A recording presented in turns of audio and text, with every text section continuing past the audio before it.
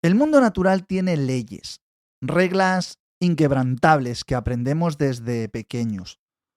Una de las más sagradas, el pilar de la biología reproductiva que sostiene el concepto mismo de la especie, es que un animal solo puede dar a luz a crías de su misma especie. Por ejemplo, un gorrión no engendra jilgueros y un zorro no da a luz lobos. Parece una obviedad absoluta, una frontera infranqueable trazada por millones de años de evolución. Sin embargo, ahí fuera, bajo nuestros pies, en los suelos secos, hay una pequeña criatura que ha decidido que las leyes de la biología son, como mucho, simples sugerencias. Una criatura que ha hackeado el sistema genético para crear su propio ejército de clones y conquistar un continente. Así que hoy vamos a hablar de la hormiga ibérica y el asombroso hackeo de la xenoparidad. De la placa base al nido en la rama, buscamos la huella, la luz y el motor. Iñaki nos cuenta, la ciencia nos llama, uniendo el silicio con todo el color. Es el píxel del bosque, el bit natural, donde el cable se enreda en el matorral. Ceros y unos en el manantial, tecnología y vida en un mismo canal. El otro día, mientras iba corriendo por los caminos de tierra que rodean mi casa aquí en Toledo, y algo llamó mi atención y acabé mirando al suelo. Me detuve a mirar una simple hilera de hormigas recolectoras. Ya sabéis, esas hormigas cabezonas que vemos a menudo acarreando semillas y que forman auténticas autopistas incesantes en la tierra.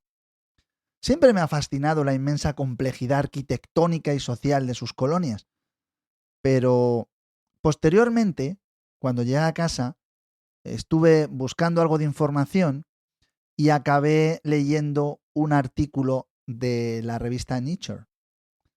Y este artículo llevaba una información que había sido llevada a cabo por el equipo de biólogos de la Universidad de Montpellier y me dejó bastante sorprendido. Francamente, sin palabras. No estamos hablando de un simple comportamiento curioso o de una adaptación alimentaria exótica. Estamos hablando de reescribir literalmente los libros de texto de genética y biología evolutiva. Bien, para que nos pongamos en contexto, estamos hablando del género Mesor, esas hormigas granívoras tan comunes en el sur de Europa y también en el norte de África. La protagonista principal de esta historia es la Mesor ibericus. Tradicionalmente, creía saber perfectamente cómo funciona la fundación de uno de estos hormigueros. Una reina joven y alada realiza su vuelo nupcial, se aparea con varios machos de su misma especie, almacena ese esperma en su interior y funda una colonia subterránea. Utiliza ese esperma para fecundar los huevos que darán lugar a las obreras estériles. Y si decide no fecundar un huevo, de este nacerá un macho alado con la mitad de los cromosomas y este está destinado únicamente a reproducirse. Todo queda en familia, todo queda dentro de la misma especie. Pero los científicos empezaron a notar algo extremadamente raro y desconcertante, especialmente al analizar los nidos situados en la isla de Sicilia, en el sur de Italia. El misterio de Sicilia fue el detonante de todo este asombroso descubrimiento. Al secuenciar el ADN de los individuos que conformaban estos nidos, los investigadores descubrieron algo que la biología clásica catalogaría de absolutamente imposible. En el interior de la colonia, trabajando codo con codo en perfecta sincronía, había obreras que resultaron ser híbridas. Es decir, poseían exactamente la mitad del genoma de la Mesor ibericus y la otra mitad de una especie completamente distinta, la Mesor structor. El gigantesco problema de este hallazgo es que la Mesor structor es una especie que habita principalmente en Europa del Este y en algunas zonas de Francia. No hay poblaciones naturales de Mesor structor viviendo en Sicilia. Estaban a más de 1000 kilómetros de distancia de su hábitat natural. ¿Cómo era posible entonces que hubiera obreras híbridas de primera generación si las dos especies no convivían geográficamente para poder cruzarse? Y ahí es donde entra la auténtica magia, o mejor dicho, la ingeniería genética más extrema y maquiavélica que he visto jamás en la naturaleza. Resulta que las reinas de Mesor ibericus no son unas simples y pasivas monarcas ponedoras de huevos. Son unas auténticas secuestradoras genéticas a gran escala. Lo que hacen cuando coinciden con la otra especie en alguna zona de solapamiento geográfico en el continente europeo es aparearse deliberadamente con los machos de Mesor structor. Almacenan celosamente ese esperma extranjero en un órgano reproductivo muy especializado, que se llama espermateca, pero en lugar de usar ese esperma únicamente para fecundar óvulos y crear obreras híbridas en ese preciso instante, hacen algo verdaderamente inaudito y revolucionario. Toman el material genético de ese esperma ajeno y lo utilizan de alguna manera para clonar machos puros de la Mesor structor dentro de su propio nido ibérico. Muchas generaciones después y a miles de kilómetros de distancia del encuentro original. A este rarísimo e insólito fenómeno biológico lo han bautizado con el término científico de xenoparidad.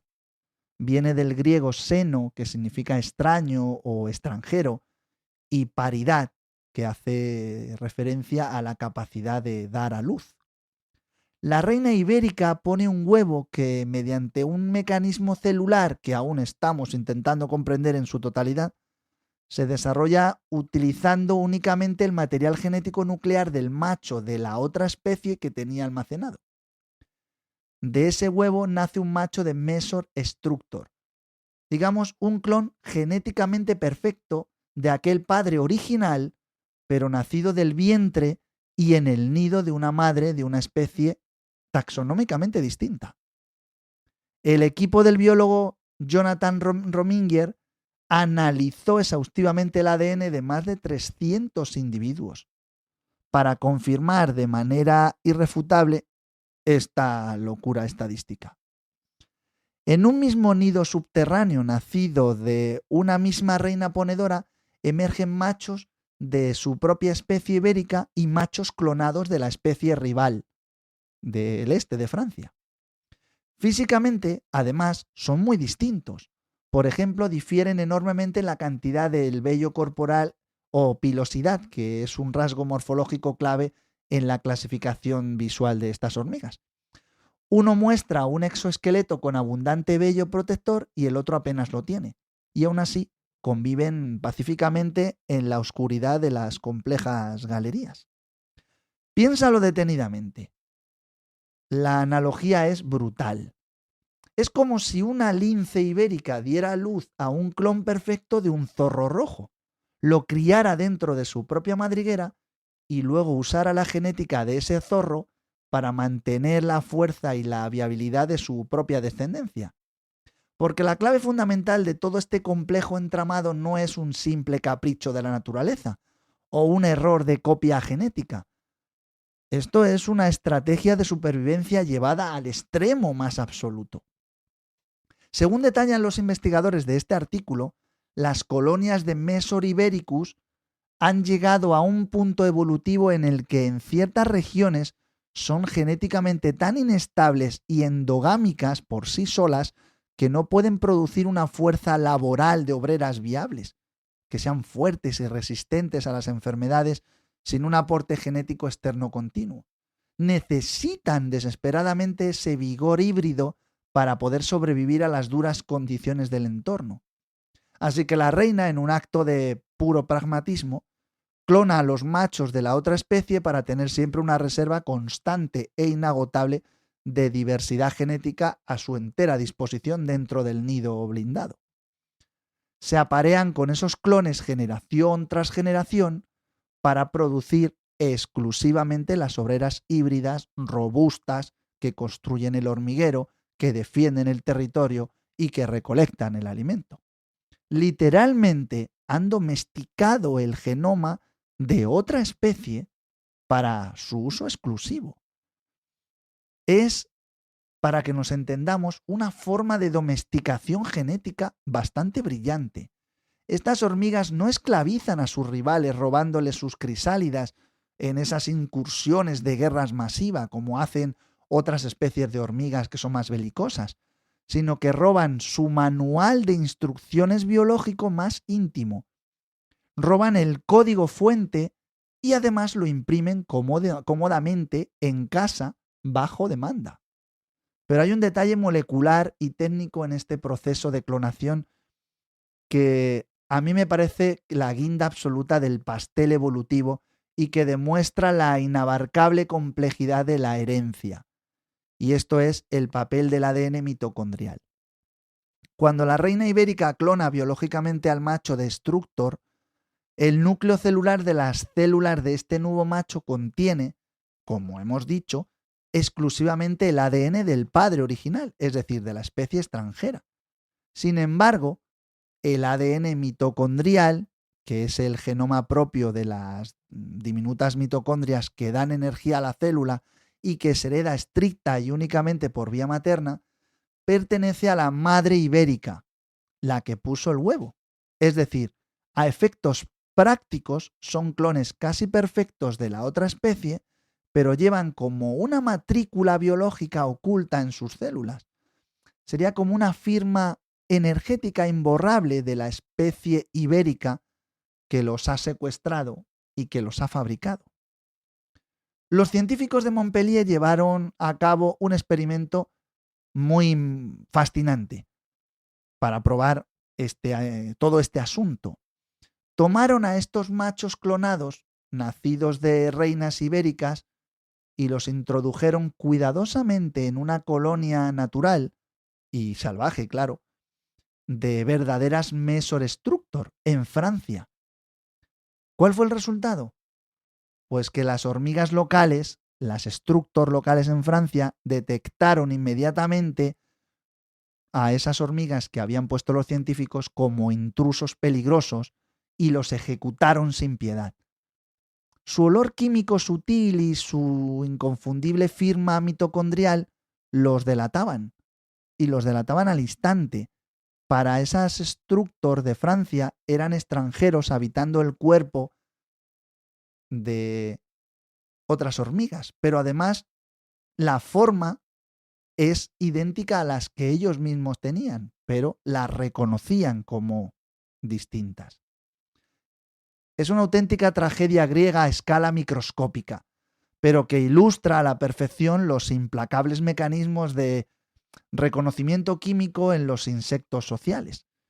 Nacen con la armadura y el cuerpo de una especie, pero pertenecen en su química más íntima y también más profunda a la especie que los creó, es decir, la ibérica.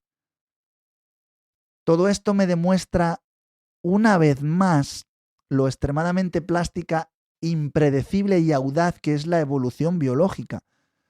Siempre suelo pensar que en el ámbito de la biología a veces nos obsesionamos demasiado con mantener líneas puras. Yo especialmente en la fundación siempre intentamos tener ejemplares puros que correspondan exactamente a la pureza de la especie. Y a veces también nos obsesionamos con etiquetar todo en cajas estancas y con separar las especies en compartimentos que sean inamovibles. pero la naturaleza se ríe a carcajadas de nuestras estrictas clasificaciones taxonómicas a nivel humano.